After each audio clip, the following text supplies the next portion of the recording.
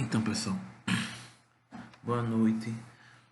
Eu vou tentar aqui nesse slide retomar o início da nossa conversa e depois mostrar para vocês onde a gente parou, né? Que o desenvolvimento psicossexual ele é imprescindível no desenvolvimento da personalidade. Então, é a partir do desenvolvimento da criança até a adolescência que a personalidade da gente, de cada um de nós, se constitui e se estrutura, segundo a perspectiva psicanalítica. Então eu vou começar de uma das nossas primeiras aulas, rapidamente, passando para chegar onde a gente parou a nossa aula. Ok? Vocês escutem esse áudio, percebendo as explicações, e vocês podem mandar as perguntas para mim por WhatsApp mesmo, pelo grupo lá. E aí, manda a pergunta por áudio ou por escrito e eu respondo no grupo do WhatsApp da gente, ok? Só relembrando aqui, né?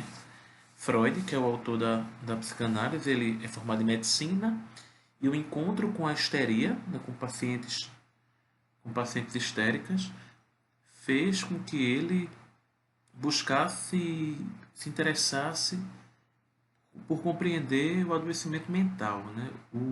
A psicopatologia. Que naquela época de Freud, todos queriam provar que a causa da histeria era uma causa orgânica ainda não descoberta.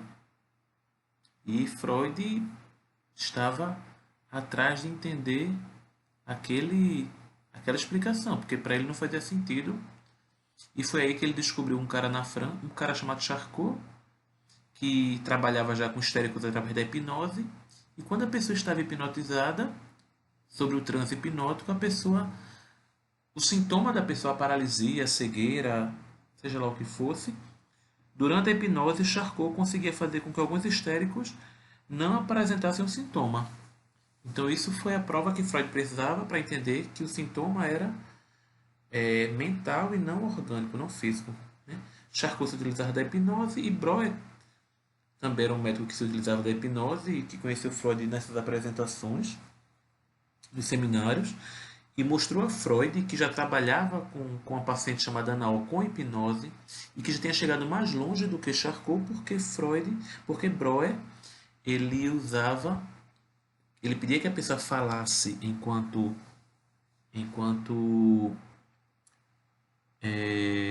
estava hipnotizado. E nessa fala, a pessoa conseguia chegar à origem do trauma, se libertava do trauma e, consequentemente, o sintoma desaparecia.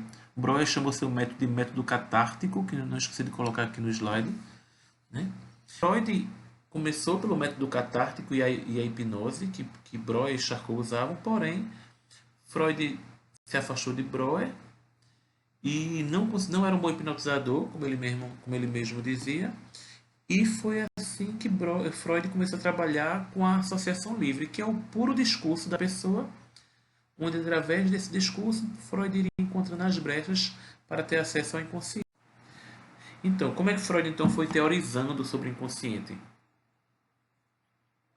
Inicialmente, uma coisa que chamou a atenção de Freud eram as resistências, que é uma força que a pessoa não entendia, porque quando chegava em alguns assuntos, não chegava em alguns momentos do atendimento, a pessoa não conseguia mais falar sobre aquilo, esquecia.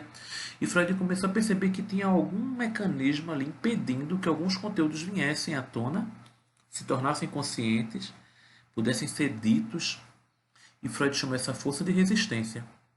Isso levou Freud a uma segunda conclusão, que é: se existe resistência para um conteúdo vir à tona, é porque alguma força levou esse conteúdo para uma região menos acessível. E Freud chama essa força que torna o conteúdo inconsciente de repressão. Então a repressão torna o conteúdo inconsciente e a resistência impede que ele volte a ser consciente. Além desses dois mecanismos, Freud também percebeu que algumas falas e alguns comportamentos sem querer, na verdade, escondiam algum componente, algum desejo inconsciente. Freud chamou esses comportamentos sem querer, essas falas, de atos falhos. E também, outro elemento importante que levou Freud a teorizar sobre o inconsciente foram os xistes. Os xistes é aquela brincadeirinha quando a pessoa diz que está só brincando, né, que é sem querer, que está brincando. E nessa brincadeira, nesse humor, ali se esconde um desejo, ali se esconde uma vontade. E por último, Freud se interessou pelo conteúdo dos sonhos e percebeu que os sonhos eles escondiam desejos e conteúdos do passado e também conscientes das pessoas. Que através dos sonhos a pessoa conseguia expressar desejos, expressar conteúdos que não estavam fáceis ou acessíveis. Então, que a região consciente é a região mais acessível, porém é a que é a menor e é a que menos domina os comportamentos. Domina os comportamentos no nível racional consciente. Mas muitos dos nossos comportamentos não podem ser explicados pela consciência, né? O pré-consciente, que seria uma ponte entre os conteúdos inconscientes e o conteúdo consciente. Esse pré-consciente seria menos acessível do que o consciente, porém ainda acessível. E o que interessava a Freud era a grande parte do nosso aparelho psíquico, que para Freud ela é inconsciente, ela é pouco acessível e é o inconsciente que mais dirige os nossos comportamentos. Nossos comportamentos podem ser prioritariamente explicados por demandas e por questões inconscientes, mais do que pelas conscientes. Freud depois ele foi querer tentar entender o funcionamento desse aparelho, a dinâmica desse aparelho. Foi aí que ele fez uma nova explicação, onde ele explica o id como sendo a primeira instância a surgir na vida das pessoas, no aparelho psíquico, ou seja, ao nascer, o nosso conteúdo é todo pulsional. Vamos primeiro tentar entender o que é o id. O id é a forma de funcionar que segue as pulsões, que tenta seguir o princípio do prazer, que não busca, que foge da frustração e quer realizar todas as suas vontades, especialmente as necessidades mais primárias do organismo do sujeito. Então o bebê, enquanto personalidade, o que ele tem seria essa instância pulsional forte, chamada id, que vai tentar buscar alcançar tudo o que se quer. É uma instância onipotente, é uma instância que não tem senso de realidade. Porém, o bebê fica pressionado pelas necessidades da realidade e começa a construir aquilo que seria o seu eu, que Freud chamou de ego, que aí é o contato com as pulsões do id e as necessidades da realidade. O ego ele é o centro da personalidade, ele é movido pelo princípio da realidade, né? E é a partir do ego que a gente começa a ter contato com os outros e começa também a internalizar dos outros aquilo que é norma, aquilo que a sociedade defende como sendo os comportamentos adequados, esperados. E essa instância que é o social internalizado em mim, Freud chamou de superego. Então, o superego é a terceira instância a ser formada, porque ela também depende da linguagem e depende da sociedade para poder se formar. Então, continuando, né? Eu dei uma parada ali, mas acho que está contando normal, que eu estou vendo o tempo aqui, 9 minutos, então tá ok. Eu também já falei para vocês na aula passada de que o ego ele se utiliza de alguns mecanismos de defesa para proteger, para preservar a estabilidade do aparelho psíquico. Quais são esses mecanismos de defesa, para que servem e como é que são utilizados? O primeiro mecanismo que eu estou citando aqui é a repressão, que é quando você esconde de si conteúdos que seriam danosos e angustiantes ao nível da consciência ou no nível da consciência, seriam inaceitáveis. A resistência é quando a gente impede que esses conteúdos retomem o funcionamento consciente ou se tornem novamente conscientes.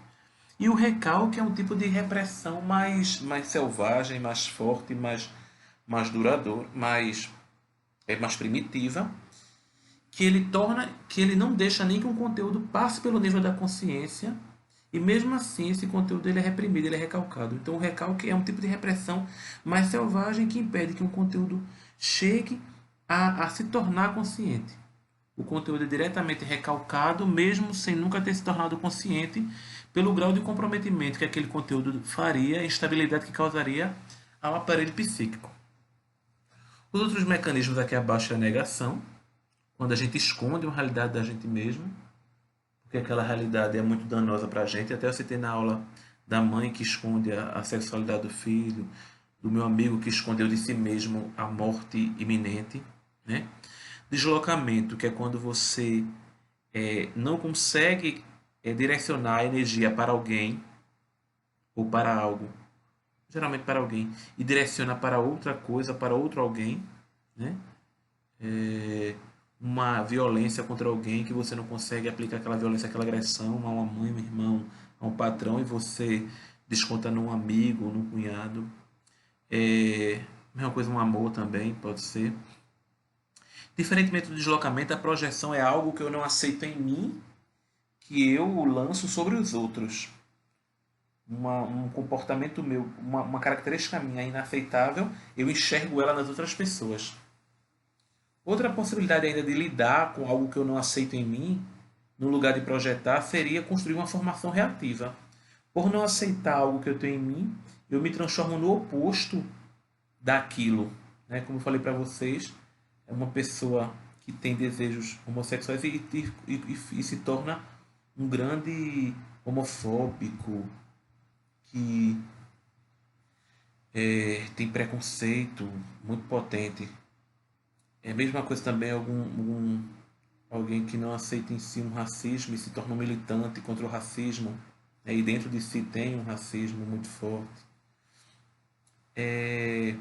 Outro mecanismo, talvez o mecanismo mais saudável de todos, é a sublimação, que é quando você pega aquela energia que é de origem sexual e você investe ela em objetos que são socialmente aceitos, por exemplo, jogar bola ou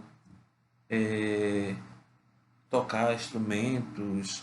Então, aquela energia sexual consegue ser sublimada, consegue ser direcionada para elementos que a sociedade aprova.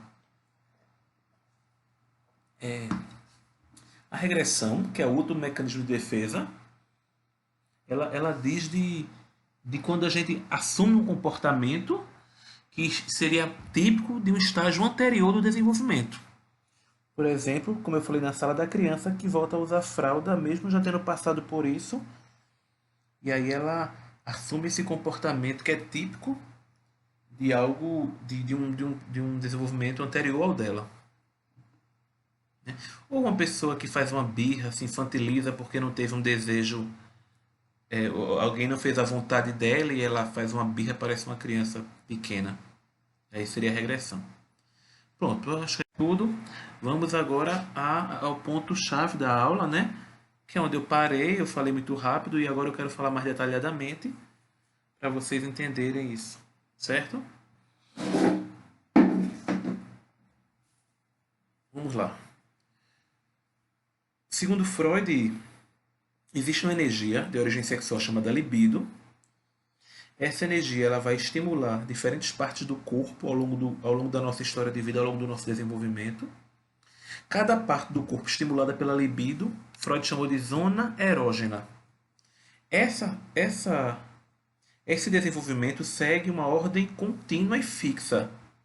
Independente da cultura, do lugar, todos passariam pelas mesmas fases praticamente ao mesmo tempo, né? Nas mesmas idades.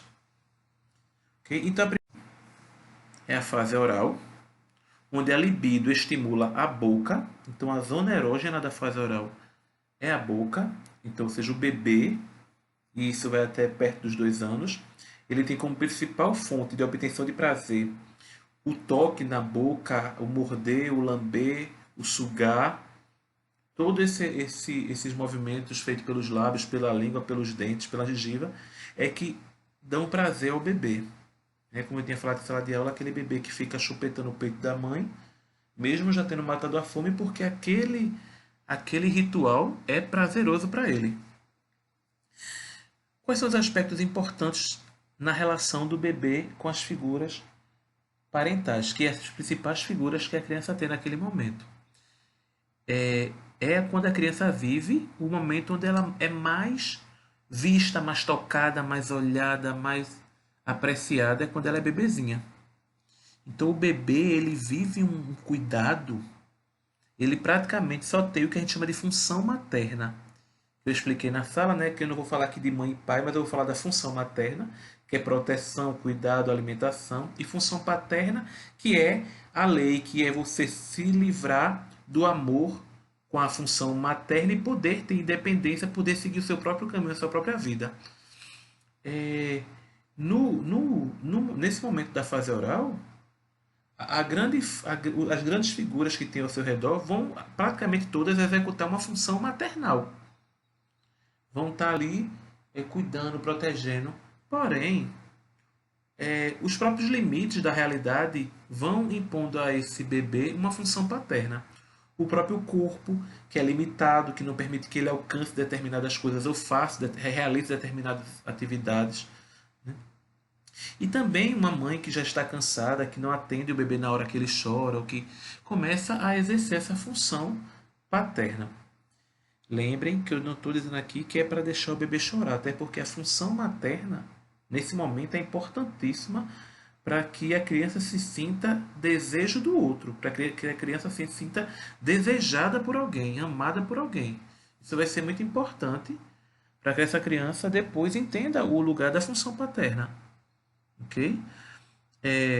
Nesse momento, o aparelho psíquico é praticamente todo o id, especialmente quando ele é bebezinho, e o ego começa a se formar das imposições que a realidade vão dando ao id. A gente não pode ainda muito falar em superego num bebê que nem linguagem tem, como é que ele vai ter as normas sociais introjetadas. Então ele tem ali uma raiz de superego, mas o que está muito forte é o id, e o que está em construção mais efervescente é o ego, que é o eu da pessoa.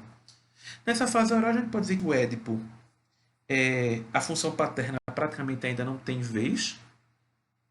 Praticamente a criança vive uma relação com a função materna plena, onde a criança é uma só com essa função materna, onde ela se sente totalmente fazendo parte daquela família, daquele grupo, e não há chance nenhuma de se separar daquilo. Praticamente é isso. Vamos lá. Depois da fase oral, a libido sai da boca e aí passa para o que é chamado de fase anal. É quando a libido começa a estimular a região anal da criança e a forma de obter prazer é o controle dos esfínteres, né? o controle da musculatura anal, de prender ou soltar as fezes, de prender ou soltar a urina. E a criança, assim, ela vai conseguindo obter prazer e começa a ir descobrindo também o que é que os outros esperam dela. Como a criança com 2 anos ela já tem mais independência, ela já consegue ter uma musculatura mais desenvolvida, já anda, já fala, essa criança começa então a buscar entender o que é que os pais, o que é que a função materna e a função paterna espera dela.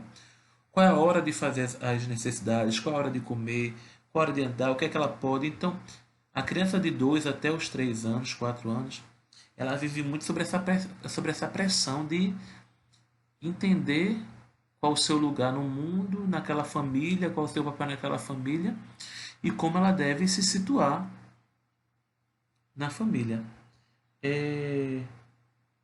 Um elemento muito importante dessa fase anal é a ideia de controle.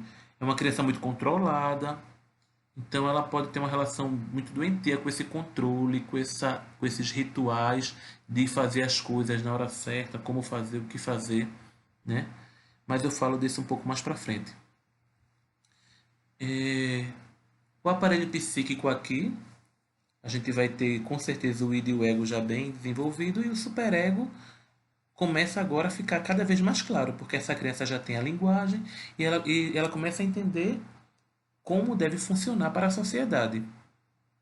Dessa forma, ela já consegue entender muito mais qual é a função materna e tenta se relacionar ainda muito forte com essa função materna, mas já compreende os limites dessa função materna diante da função paterna, que é vai seguir o seu caminho, vai escrever a sua história. Então essa criança começa cada vez mais a se separar dessa relação tão fusional que ela tinha na fase oral com a mãe.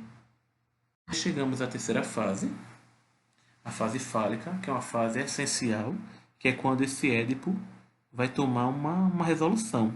E aí depois eu volto para isso mais para frente. A zona erógena agora já é o genital, a criança descobre, o menino descobre o seu pinto, a menina descobre o seu pipiu e começa a se ter uma forma de obtenção de prazer pela própria manipulação dos genitais. A criança tem práticas masturbatórias, a criança manipula, a criança pega nos seus genitais. Né? E o importante agora nessa relação, a parte mais importante é que é agora que essa criança passa a sentir culpa por querer estar dentro daquela relação que não é o lugar dela. Ela começa a se afastar mais da, da figura materna e aceitar mais a lógica, a lei do pai. Começa a internalizar mais a lei do pai. Né? É isso que é importante que aconteça para que ela consiga se constituir neurótica, que eu vou falar mais para frente.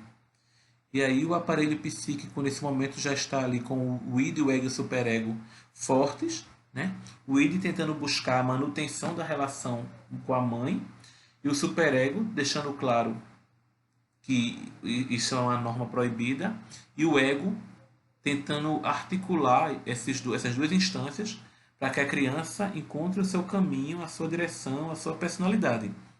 O Édipo nessa fase, como ele vai que tem uma saída, eu vou deixar para falar as saídas do Édipo mais para frente, ok? Vou logo terminar o desenvolvimento aqui e volto então para as saídas do Édipo e quais são as características da personalidade que vem daí.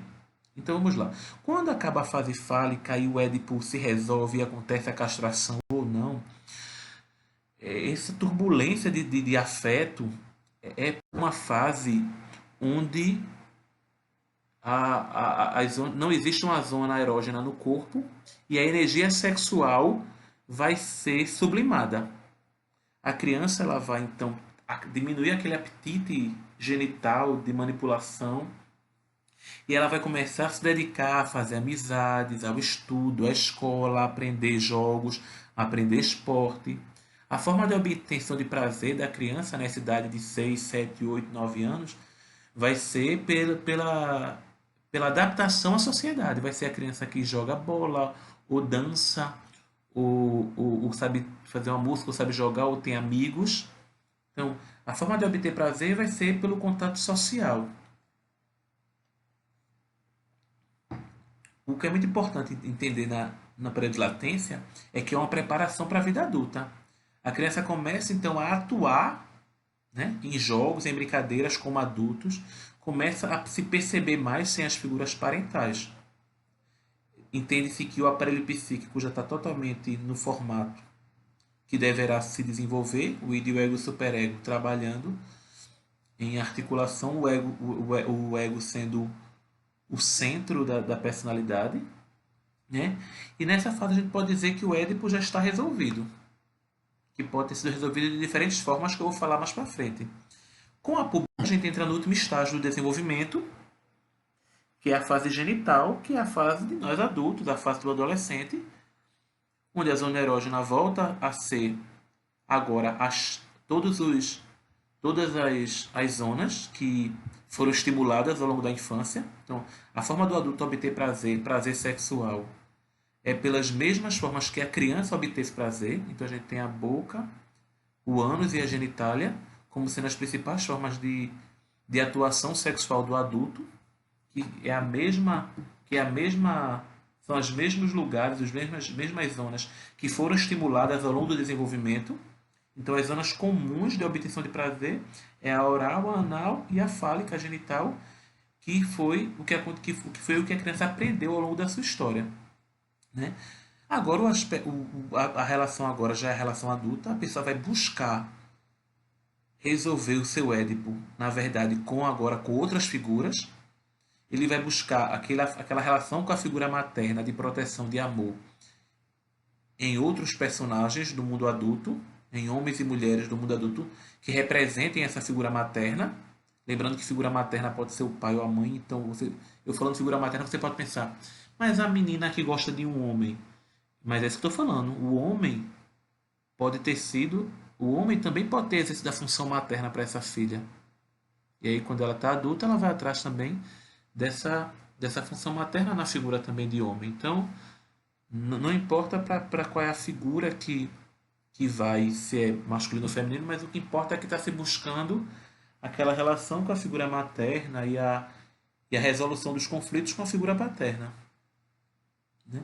O aparelho psíquico então já tem seu funcionamento, onde o id quer seguir as pulsões, o superego quer respeitar as normas sociais e o ego vai equilibrar a relação entre o id e o superego.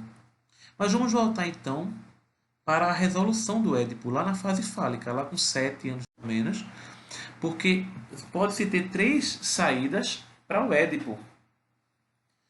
Que é isso é importante que eu retome com vocês. Que é a seguinte. A primeira saída do Édipo é aceitar a castração. Aceitar a lei do pai e conseguir construir a sua história. Quando a castração é recalcada, ou seja, eu levo essa castração, torno ela inconsciente, ou melhor, deixa eu voltar um pouquinho aqui. Quando essa castração ela é escondida de mim, né, eu recalco a castração e eu vivo essa angústia da castração, porém sem ter consciência dessa castração, porém eu fui castrado, eu aceitei a lógica social, que é seguir o meu caminho e deixar que a mãe e o pai mantenham-se juntos na sua relação, e eu vou ter a minha relação com essas figuras agora projetadas em outras no mundo adulto. Então, se eu aceitei isso, eu sou o neurótico. O neurótico é quem tem o pé na realidade. O neurótico é quem vive essa realidade simbólica que nós vivemos, das normas e convenções sociais que nós vivemos. Essa é a saída mais saudável que se tem. Mas existem 3 formas de ser neurótico. Quando você recalca essa ação e você vive a angústia da castração, os seus sintomas têm a ver com a vivência da angústia da castração no seu corpo, aí você é o neurótico histérico. O neurótico histérico, se você for histérico, você costuma ter relações mais fortes. Que se a histeria estiver muito potente, se você estiver adoecido enquanto histérico, você vai buscar relações muito fusionais, como se fosse aquela fase oral, onde você pode desenvolver um ciúme muito grande, onde você pode cobrar muito dos seus amigos ou do seu parceiro, da sua parceira, a atenção dele, o olhar dela, a atenção dela.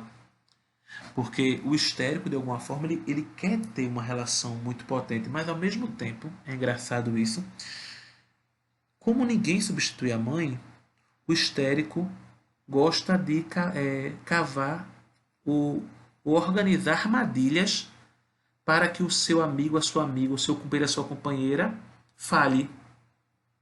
Porque o histérico, de alguma forma, também gosta de jogar na cara do outro a incompletude e a incompetência do outro.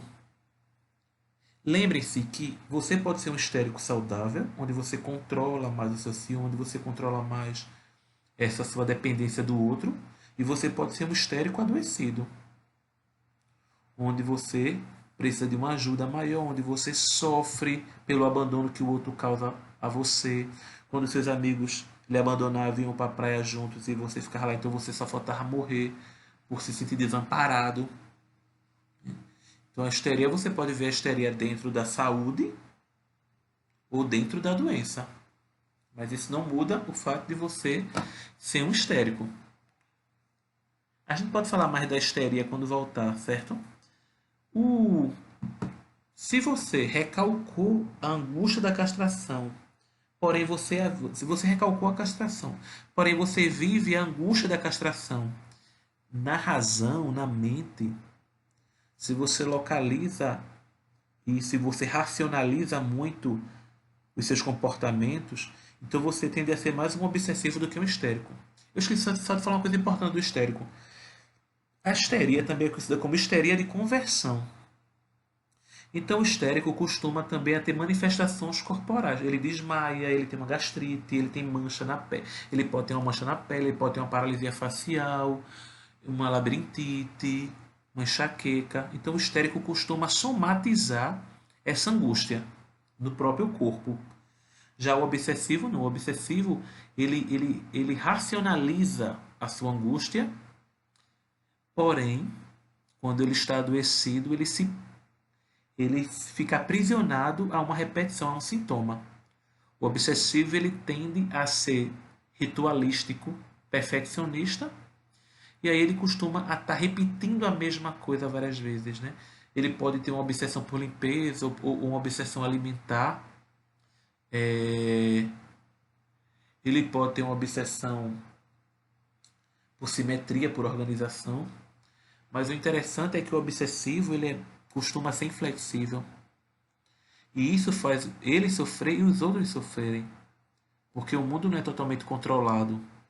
Então o obsessivo ele costuma sofrer pela sua inflexibilidade, sua rigidez. A terceira maneira de ser neurótico é a fobia. É quando você vive a angústia da castração fora de você, quando você projeta essa angústia de castração da castração para fora.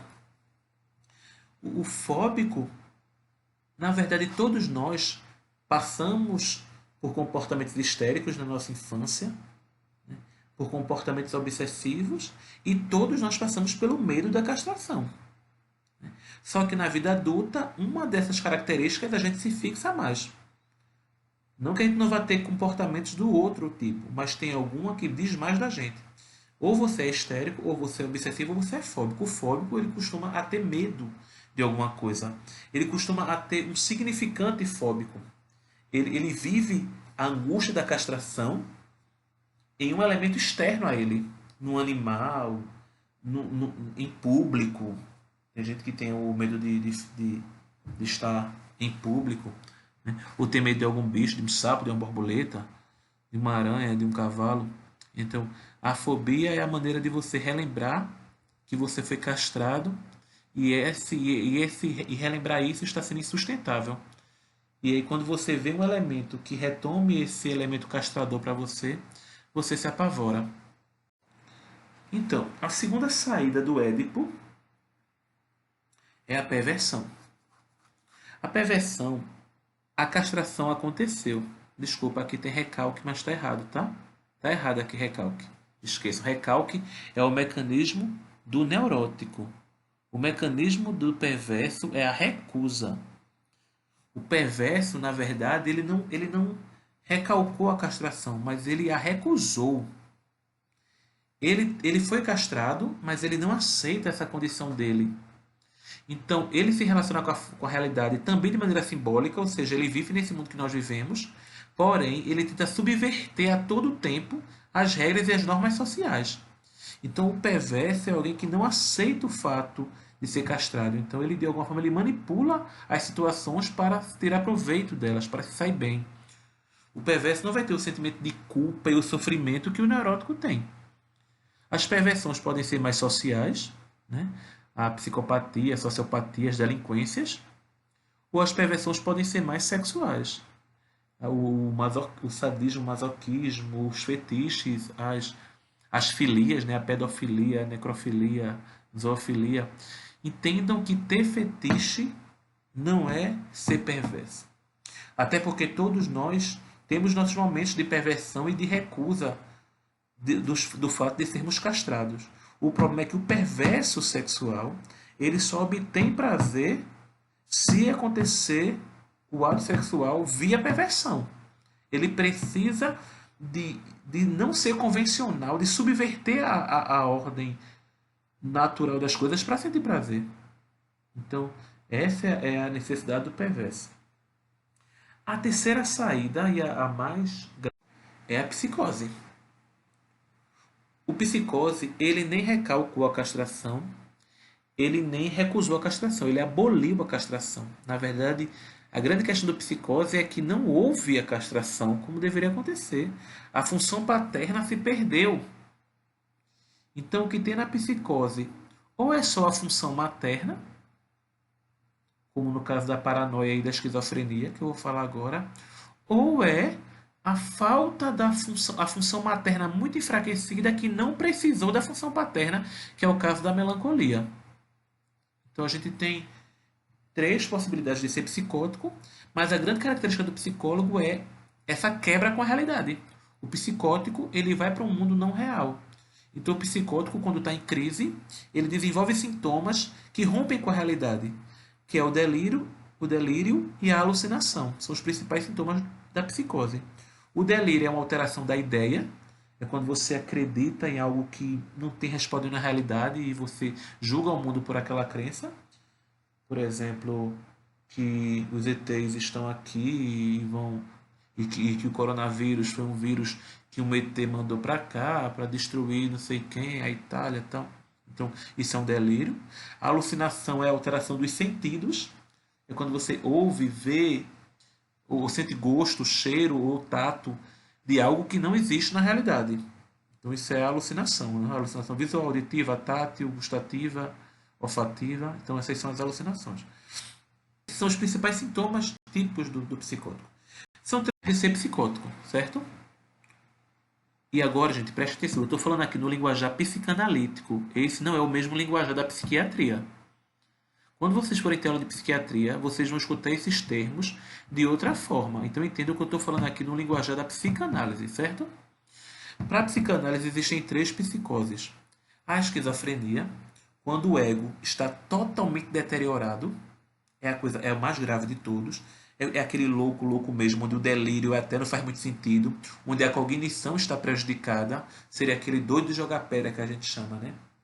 As alucinações e o delírio não buscam uma lógica. E aí a gente tem a principal, a psicose mais séria, mais grave, que é de mais difícil tratamento, que é o que Freud chamou de esquizofrenia. A paranoia, que na psiquiatria, prestem atenção, na psiquiatria é chamada de esquizofrenia paranoide, mas Freud chamou de paranoia. A paranoia não tem o comprometimento cognitivo que o esquizofrênico tem. Então o paranoico, ele tem delírio, ele tem alucinação, porém a grande questão do paranoico é que ele tem o cognitivo preservado. Então o delírio do paranoico é uma história que você pode até acreditar, até perceber a falta de respaldo na realidade. Mas em algum momento pode até fazer sentido porque tem uma lógica, tem um sentido. Então o paranoico, a gente às vezes só consegue perceber ele enquanto paranoico bem mais para frente. Ele se passa como um neurótico durante uma boa parte da sua vida e só quando ele vai romper com a realidade lá mais na frente, na vida adulta, é que a gente percebe que já era um psicótico que estava ali, mas que ainda não tinha desenvolvido, ainda não tinha surtado, né? Ainda não tinha entrado na crise. Tem filmes, né? Quando a gente voltar para a aula, eu posso dar mais exemplo de gente que eu atendo que seria paranoico. Mas tem alguns filmes, né? John Nash, do filme Uma Mente Brilhante, é um paranoico, né? Ele tem todo o cognitivo preservado, até demais, ele é superdotado na área matemática, mas ele entra num mundo imaginário que é muito difícil para ele se manter. A última psicose seria a mais leve de todas, a com o maior pé no mundo simbólico. Na psiquiatria ela é chamada de transtorno bipolar, mas na psicanálise ela é chamada de psicose maníaco-depressiva. O que é psicose maníaco-depressiva? É a melancolia e a euforia.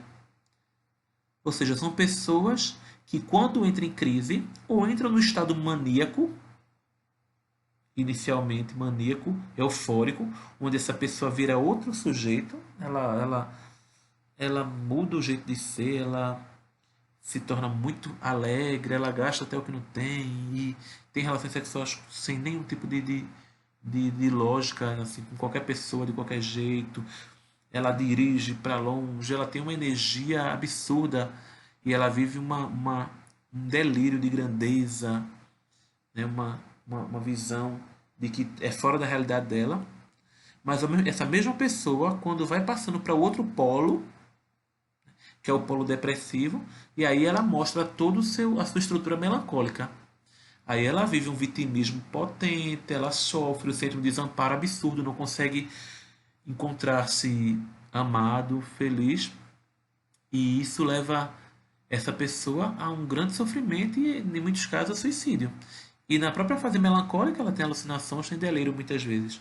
Então, entenda uma coisa: o neurótico pode deprimir, faz parte da depressão, é uma doença.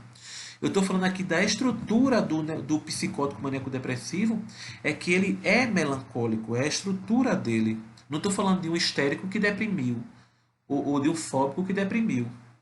Eu estou falando de alguém que, quando deprime, quando está na melancolia realmente, rompe com a realidade. Ok? Vocês escutem essa aula, o áudio, e mandem perguntas para mim, certo? Pelo grupo do WhatsApp mesmo.